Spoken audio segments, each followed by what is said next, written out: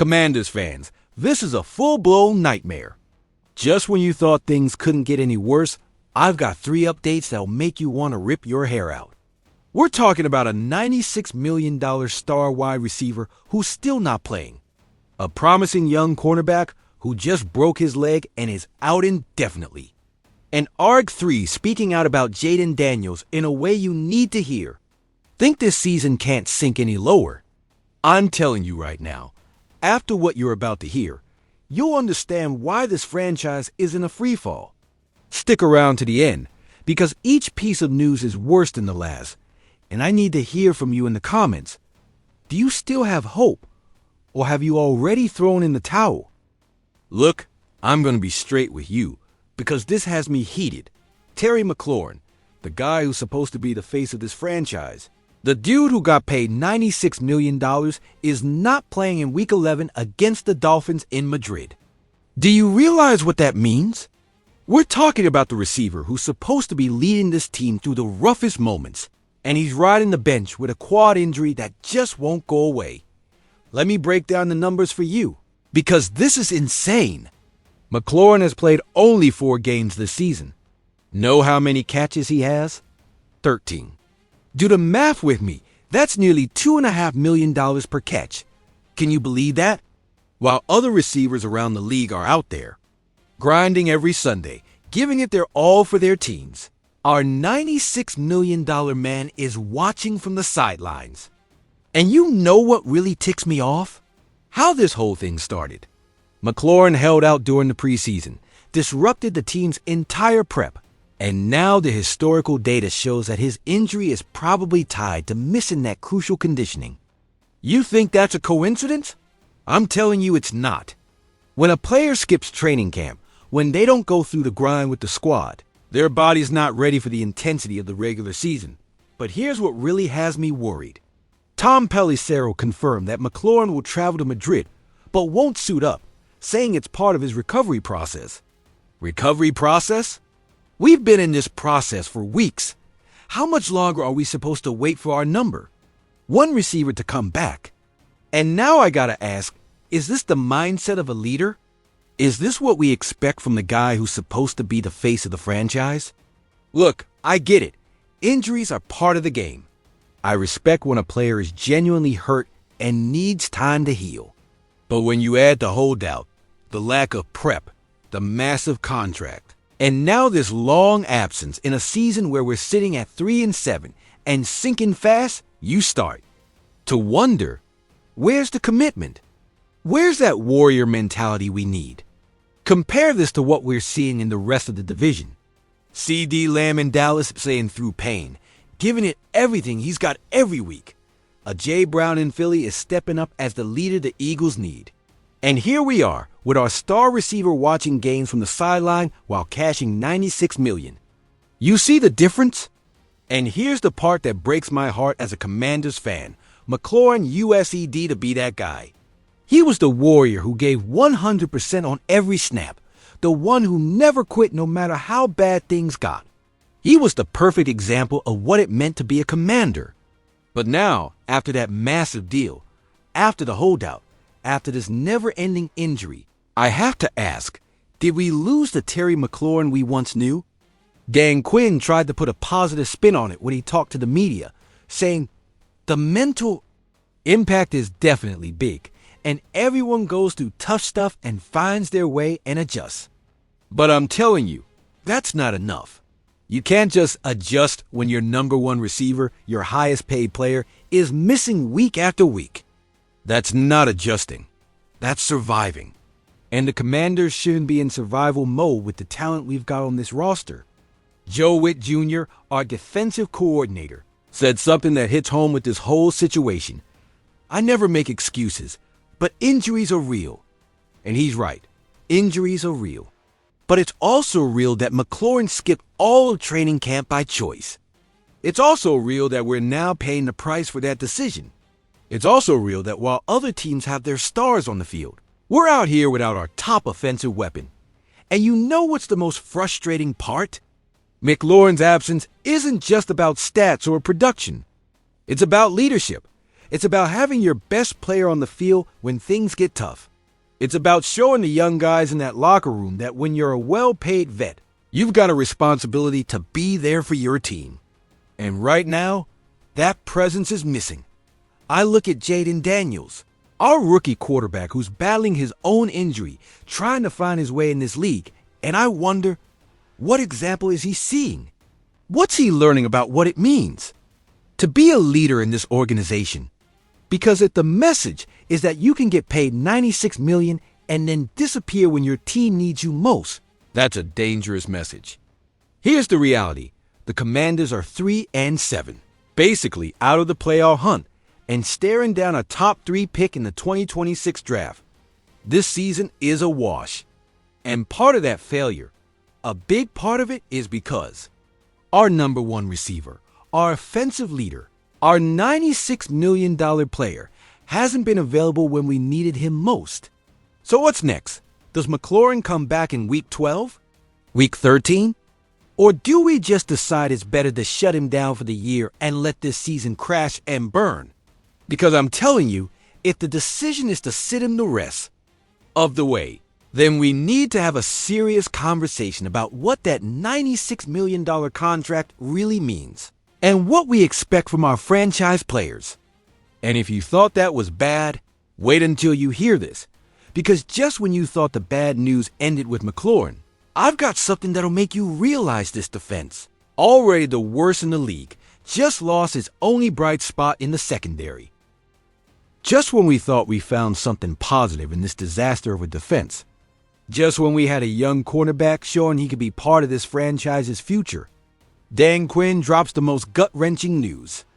Trey Amos broke his fibula and is out for a significant amount of time, maybe the rest of the season. Let me explain why this news has me absolutely crushed in a defense that's been historically bad over the last 4 weeks. In a secondary that's been torched over and over again, Amos was the only bright spot. The only young player giving us hope that we could build something back there. And now, in one play where everything went sideways against the Lions, we lost him. Remember that game against Detroit?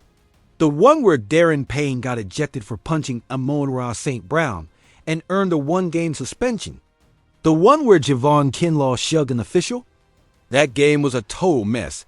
And in the middle of all that chaos, Amos went down on the same play Payne got tossed. They had to help him off the field. And now we know he broke his fibula. But here's what you need to understand about Trey Amos and why this injury is such a blow. This kid, this rookie corner, has been phenomenal this season. Yeah, he had a rough outing against Seattle, but so did everyone on that defense. Take that game out, and do you know what Amos has allowed? Just 18 catches for 223 yards and 0 touchdowns. 0. In the worst defense in the league. This rookie hadn't given up a single touchdown. Do you realize how impressive that is? We're talking about a rookie corner playing in a defense that's getting shredded every week, and he's keeping receivers out of the end zone. That's the kind of player you build around. That's the kind of player who gives you hope for the future. And now he's out, probably for the rest of the year. So now I ask you, how is this defense supposed to survive without Amos? We were already the worst defense in the league. Him. What's going to happen now that we've lost our best corner? Because I'm telling you, it's going to get ugly. Teams are going to target that secondary without mercy. And we don't have anyone with Amos' talent or consistency to stop them. Dan Quinn finally made the call to take over defensive play calling from Joe Witt Jr. That was the right move. This defense has been a complete disaster. But just as Quinn makes that change, just when we think maybe we can turn this thing around, we get hit with the Amos news. It's like the universe is out to get us. Look at the full stats from this defense over the last 4 weeks. We are the worst defense in the NFL. There's no sugarcoating it. There's no way to spin it. We are historically bad. And yeah, injuries have played a role. But like Witt said, I never make excuses, but injuries are real. And now those injuries just got a whole lot worse. But here's what really worries me long term. Adam Peters, our general manager, only has 6 picks in the 2026 draft. 6. That means we desperately need the players we draft in 2025 to hit. We need those rookies to develop and become foundational pieces.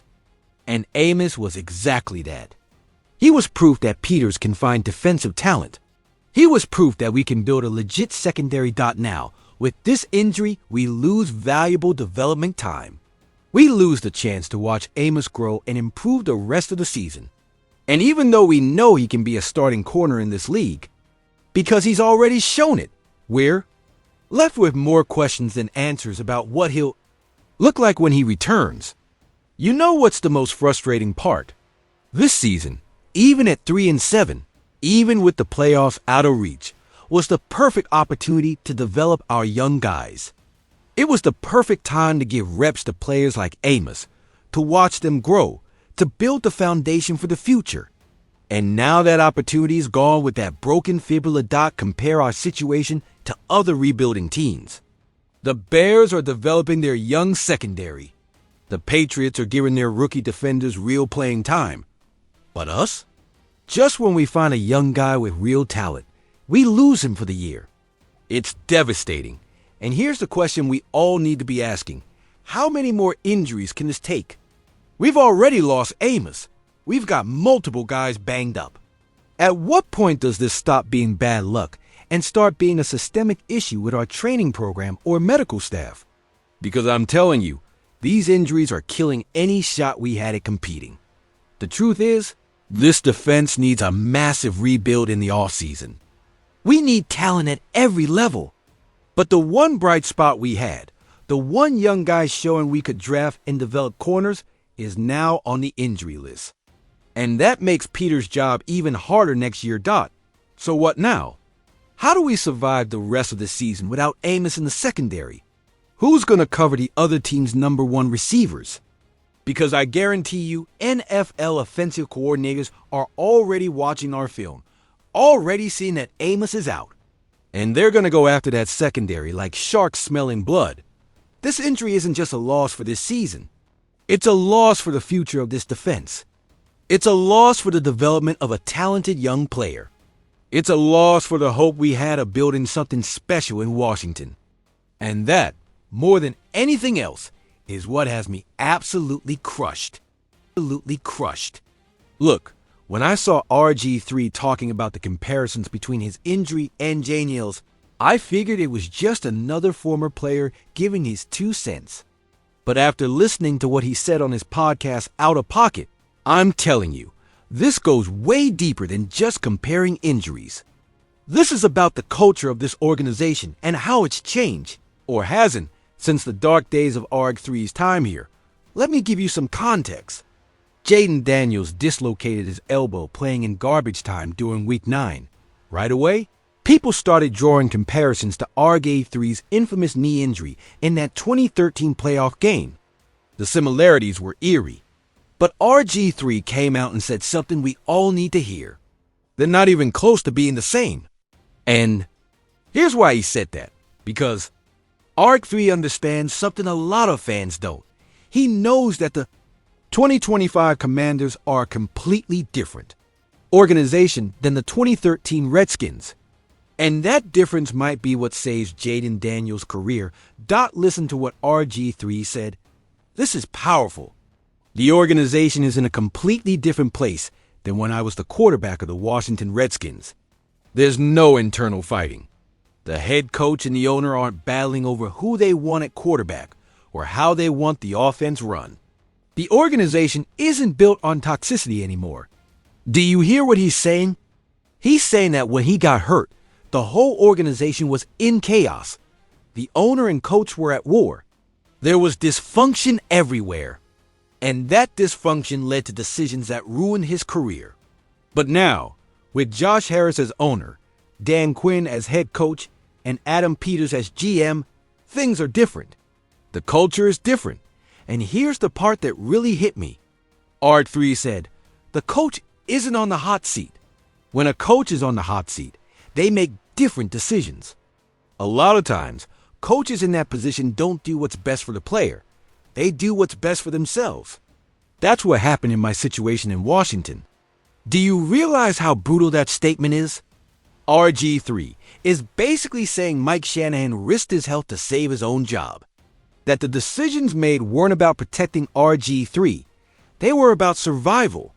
And that, my friends, is unforgivable. But now I gotta ask, are we really sure that culture has changed? Because look at what happened with Daniels. He got hurt in garbage time. The game was already decided. There was no reason for him to still be on the field, and yet there he was. Doesn't that sound familiar? Doesn't that remind you of the same questionable decisions that were made with RG3? Now, I want to be fair here. Dan Quinn is not Mike Shanahan. This isn't Dan Snyder's team anymore. RG3 is right about that. But it's also true that Daniels got hurt in a situation where he shouldn't have been playing. And that worries me. It worries me because I don't want to see another young, talented quarterback have his career derailed by bad decisions. RG3 also talked about the weird coincidences between the two injuries. And he's right. There's something almost spooky about the parallels. Both were rookie QBs lighting up the league. Both got hurt in games they shouldn't have been in. Both were seen as the future of a desperate franchise. The similarities are undeniable. But here's where I think RG3 might be a little too optimistic. He says the organization is in a healthier place now, that they'll give Daniels a better environment to rehab and come back strong. But look at our season. We're 3-7. The defense is the worst in the league. Injuries are everywhere. Does that really sound like a healthy organization? And here's the biggest question of all. What are they going to do with Daniels for the rest of the season? His status is still up in the air. There's a chance he could return in 2025. But should he?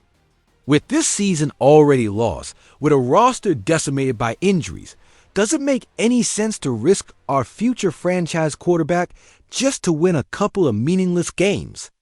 RG3 says he trusts the Commanders not to rush him back or pressure him to play through pain like the old regime did with him. And I want to believe that. I want to believe we've learned from our mistakes. I want to believe the culture really has changed. But I'm also a realist, and the reality is, this organization has a history of making bad calls with injured. Quarterbacks not compare this to how other teams handle their young QBs. When Tua Tagovailoa got hurt in Miami, they sat him immediately and didn't rush him back. When Justin Herbert had issues, the Chargers were super cautious. But us? We've got a track record of playing with fire when it comes to quarterback health. And here's what really keeps me up at night. Jaden Daniels is special. This kid has the potential to be a franchise quarterback for the next 10 to 15 years. He's got the talent, the mindset, the whole package. But if we screw this up, if we rush him, if we don't learn from what happened with RG3, we could be wasting another generational talent.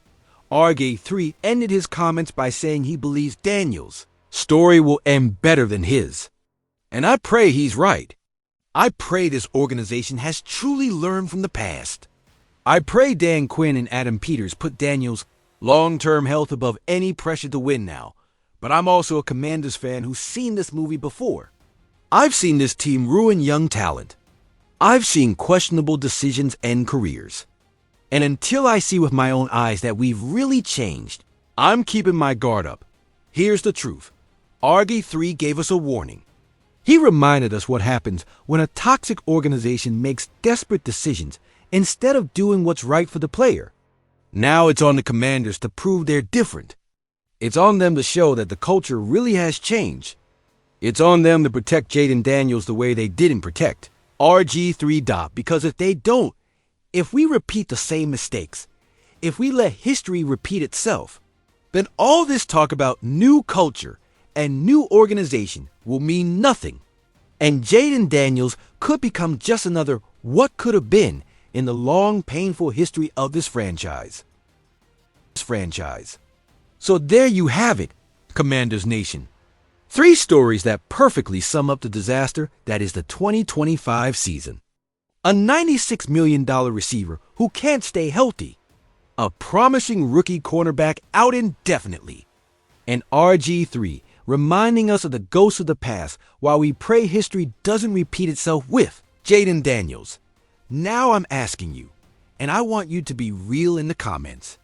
Do you still have hope for this season? Or are you already looking ahead to the 2026 draft? Do you think McLaurin will come back with the same fire, or has that contract changed him?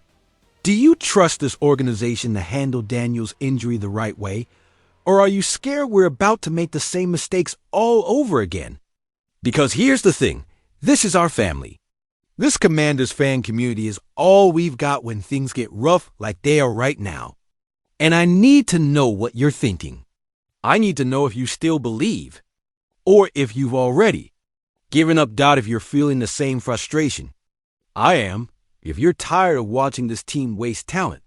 If you want a place where we can talk about this stuff without filters, then subscribe to this channel.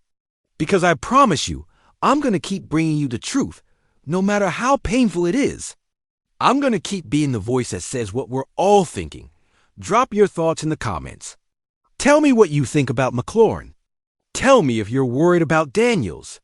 Tell me if you believe this organization has really changed, or if we're doomed to repeat the same old mistakes. Because at the end of the day, we're a family, and families talk honestly about their problems. And remember, hail to the Redskins.